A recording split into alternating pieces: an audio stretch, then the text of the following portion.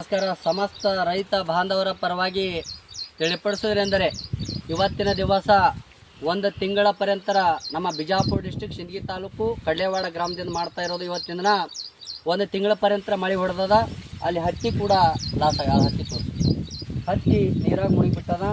ಆಮೇಲೆ ಮ್ಯಾಗ ಮಳೆ ಬುಡಕ ಮಳೆ ಆಗಿಬಿಟ್ಟದ. ಅಲ್ಲಿ ಕಬ್ಬು ಸಹಿತ ಮುಳುಗಿಬಿಟ್ಟದವ. ನಮ್ಮ ಸರ್ಕಾರಕ್ಕೆ ರೈತ ದೇಶದ ಬೆನ್ನೆಲುಬು ಅನ್ನತಕ್ಕಂಥ ಸರ್ಕಾರಕ್ಕೆ ನಾವು ತಿಳಿಪಡಿಸೋದಂದರೆ ಇವತ್ತಿನ ದಿನ ನೀವು ಏನೇ ಕಂಡೀಷನ ಈಗ ರೈತನ ಬೆನ್ನಿಂದ ಇರಬೇಕಾಗ್ತದೆ. ಯಾಕಂದ್ರೆ ಸಾಲ ಸೂಲ ಮಾಡಿ ಲಕ್ಷಗಟ್ಟಲೆ ದುಡ್ಡು ಸಹಿತ ತಂದು ಈ ಹತ್ತಿಗಾಗಲಿ ಕಬ್ಬಿಗಾಗಲಿ ಹಾಕಿದ್ದೀವಿ.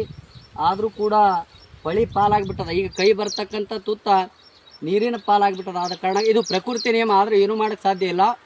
ಆದರೆ ಸರ್ಕಾರದವರು ಏನೇ ದಯಮಾಡಿ ಪ್ರತಿಯೊಂದು ಡಿಪಾರ್ಟ್ಮೆಂಟ್ ಇರತಕ್ಕಂಥ ಎಲ್ಲ ಸರ್ಕಾರದವ್ರಿಗೆ ತಿಳಿಪಡಿಸೋದೆಂದರೆ ರೈತನ ಮಕ್ಕಳಿರೋದ್ರಿಂದ, ರೈತನ ಬಗ್ಗೆ ನೀವು ತಾವುಗಳು ಕಾಳಜಿ ಇರೋದ್ರಿಂದ ಇವತ್ತಿನ ದಿನ ಯಾವ್ಯಾವ ಬೆಳೆಗಳು ಎಷ್ಟೆಷ್ಟು ಹಾಳಾಗ್ಯಾವ ಅನ್ನತಕ್ಕಂಥ ವಿಚಾರ ಮಾಡಿ ಸರ್ಕಾರದ ವತಿಯಿಂದ ಬಂದು ಒಂದು ರೈತನಿಗೆ ಉಳಿಸ್ತಕ್ಕಂಥ ಕೆಲಸವನ್ನು ನಮ್ಮ ಪ್ರತಿಯೊಬ್ಬರೂ ಕೂಡ ಮಾಡಬೇಕಾಗಿ ಪ್ರತಿಯೊಬ್ಬರು ನಾವು ತಿಳಿಪಡಿಸ್ತೇವೆ.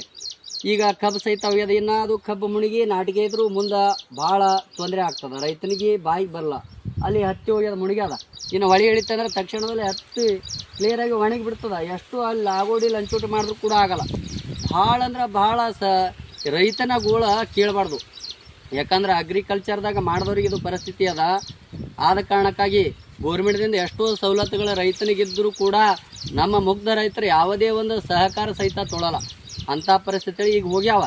ಈಗಾದರೂ ನಮ್ಮ ಸರ್ಕಾರದವರ ದಯಮಾಡಿ ತಾವುಗಳ ಬಂದು ಎಲ್ಲೆಲ್ಲಿ ನೀರು ನಿಂತಾವ, ಎಷ್ಟೆಷ್ಟು ಬೆಳೆ ಲಾಸ್ ಆಗ್ಯಾವ ಅಂತಕ್ಕಂಥ ವಿಚಾರ ಮಾಡಿ ಸಾಲ ಸೂಲ ಮಾಡಿ ತಂದು ಮುಂದಿನ ಸಾಲ ಮುಟ್ಟಿಸ್ಬೇಕಂತೇಳಿ ಲಾಗೋಡಿ ಮಾಡಿ ತಂದು ಹಾಕಿದ್ರು ಕೂಡ ಇವತ್ತಿನ ದಿನ ರೈತ ಬೀದಿಗೆ ಬಂದಿರತಕ್ಕಂಥ ಕೆಲಸ ಆಗ್ಯದ.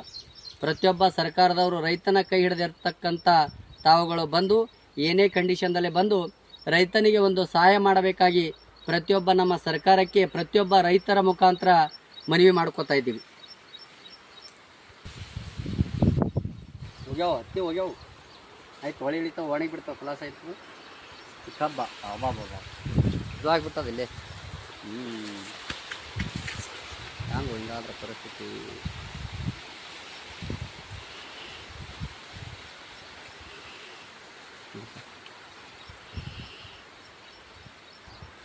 ಈಗಲಾದರೂ ಪೂರ್ತಿ ಇಡಿವೆ ನೋಡಿದ್ರಿ ಎಷ್ಟೆಷ್ಟು ಲಾಸ್ ಆಗ್ಯಾವ. ಆದ ಕಾರಣಕ್ಕಾಗಿ ರೈತನ ಬಗ್ಗೆ ಏನೇ ಕಂಡೀಷನಲ್ಲಿ, ಯಾಕೆ ಸರ್ಕಾರ ಯಾವಾಗಲೂ ರೈತನ ಬಗ್ಗೆ ರೈತನ ಪರವಾಗಿದೆ. ಆದ ಕಾರಣಕ್ಕಾಗಿ ಈಗಲಾದರೂ ತಾವುಗಳು ಧಾವಿಸಿ ಬಂದು ರೈತರ ಕಷ್ಟವನ್ನು ಕೇಳತಕ್ಕಂಥ ಕಾರ್ಯವನ್ನು ಮಾಡಬೇಕು.